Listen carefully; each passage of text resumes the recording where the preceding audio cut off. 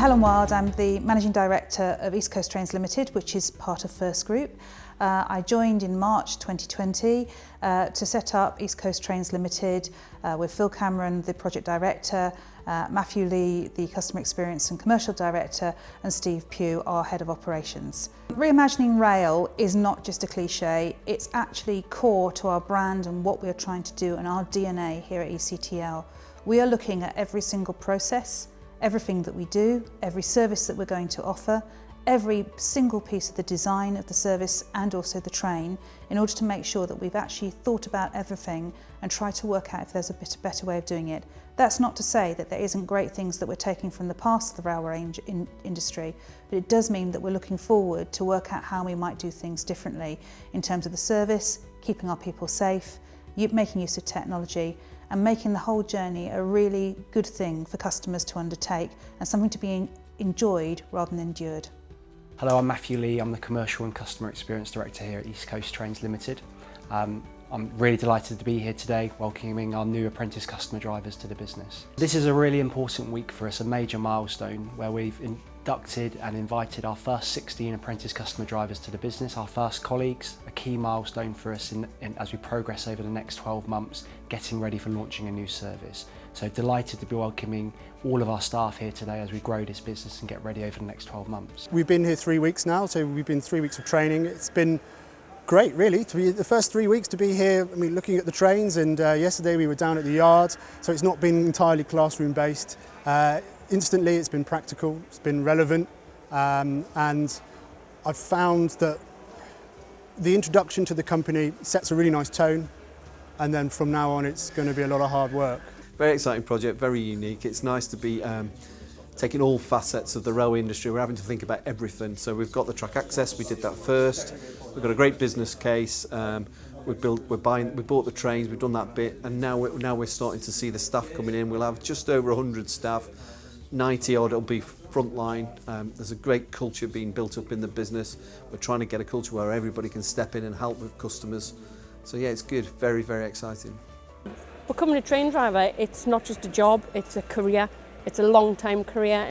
The attraction for me of this project is the fact that it's open access, it's an opportunity to actually build a new railway completely from start to finish, and bring in lots of new technology, new ideas, different ways of working, and different people from not only the railway industry but from a wider environment to try and create new customer experiences, new ways of doing things, and really reimagine what rail might be in the future. Culture is really important for us. We will be a customer-facing business, dealing with lots of different types of customers, whether it be leisure, business, commuter. We're calling it some really iconic destinations: Edinburgh, Newcastle, London, of course. So the culture of the business is really key to us. We're a lean, agile company. A very family feel is what we want to come through. There's a great family emphasis on the railway already. We feel we can complement that. And actually, with the people we've recruited, the systems we've got up and running, there's lots more to do, of course, over the next 12 months. But that culture piece is really key for us. And one of our priorities of welcome on board, the induction process, has been embedding that culture as we take those initial steps on our journey. And actually, this is a live process. Our colleagues, our new colleagues, will be contributing to that, and has been well received. I love learning. The process it's long, it's arduous, there's a lot of testing, a lot of exams, but it's something I've been looking forward to. This transformational in terms of railway. I've never worked on a project like this. It's completely different in terms of the ways of working that we've got. Really employee-led as a business, loads of potential, a small company, so lots of really good, strong and established relationships already. The apprenticeships have been fantastic, to be honest, in terms of the recruitment process. We've had really good feedback. We're trying to do things a little bit differently to how we've done them before, and be a bit more transformational in the railway. So that's very exciting. It's something I've always wanted to do in the back of my mind though. I grew up with the East Coast Main Line out my bedroom window. I've always been interested in the railways, so I figured, you only live once, don't you? So got to go for these things.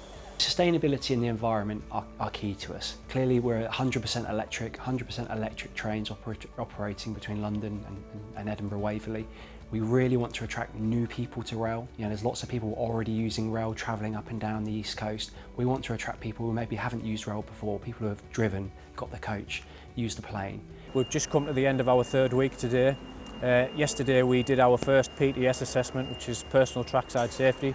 Passed that okay.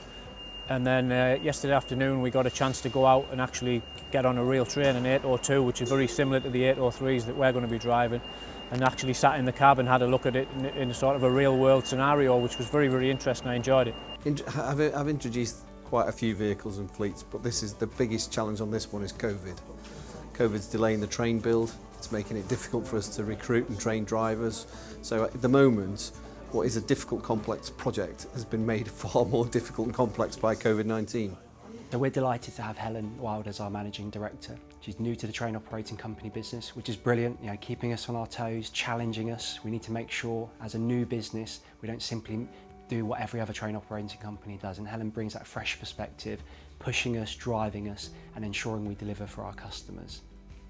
So Helen's fresh perspective and new perspective on everything we're doing really does put everything under the spotlight, and in a really great way challenging lots of established processes. You know, whether that be from a commercial perspective, clearly an ethical and sustainable perspective is really important to our business model, but challenging everything we do to make sure we are that new modern train operating company.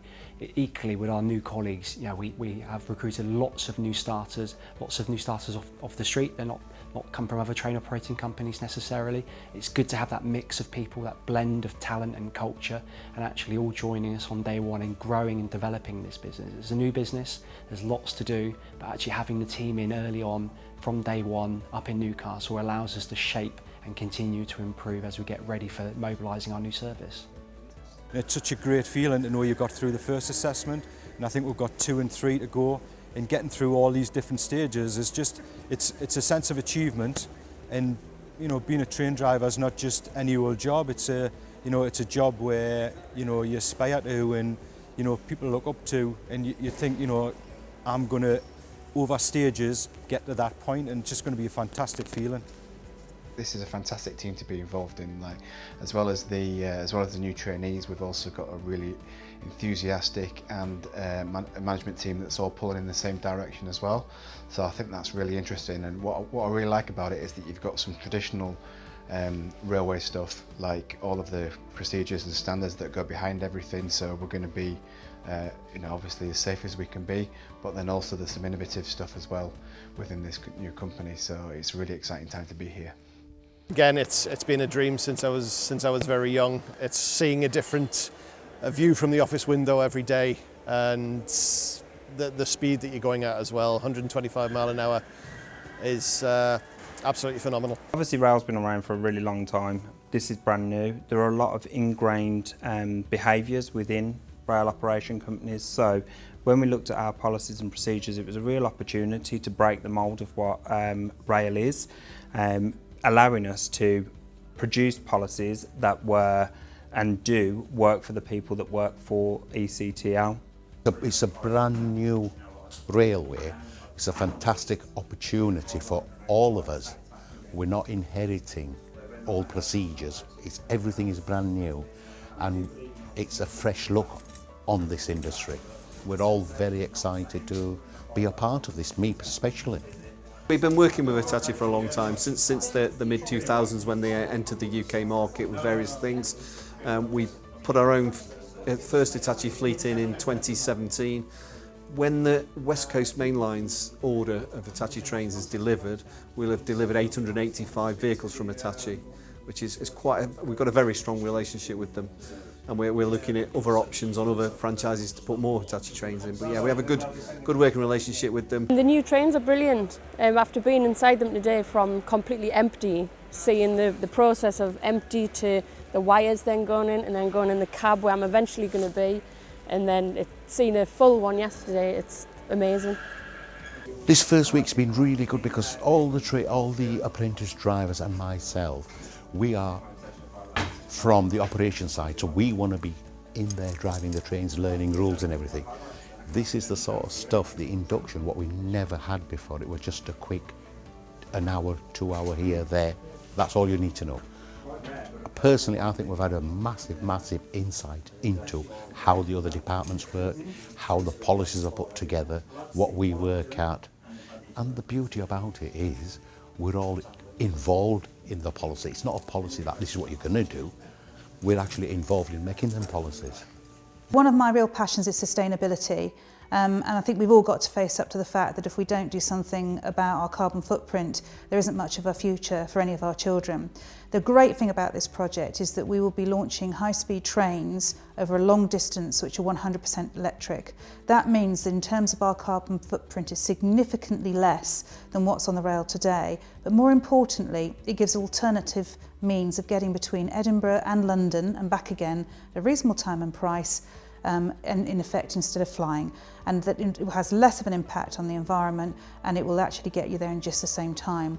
And those are the sort of things that we need to do, because actually seat for seat our solution is 22 times more sustainable than flying the same distance.